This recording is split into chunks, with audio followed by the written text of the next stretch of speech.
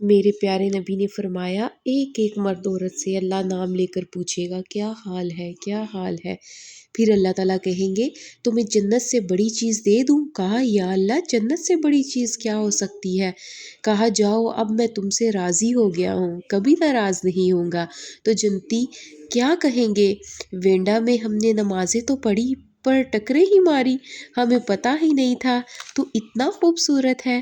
آج اجازت دے تو ایک سجدہ تجھے دیکھ کر کرے، ایک سجدہ پورے 2 رکعت نہیں۔ تم دنیا میں میرے بندے تھے، میں تمہارا رب تھا، تمہارے ذمے میری عبادت تھی، اب تم میرے مہمان ہو، میں میزبان ہوں۔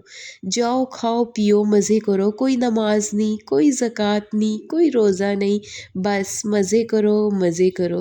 اللہ تعالیٰ کتنے غفور رحیم ہے، اس لیے ہمیں اللہ تعالیٰ کی ہر نعمت کا شکر ادا کرنا چاہیے اور ان کے بتائے گئے طریقوں کے مطابق زندگی گزارنی چاہیے۔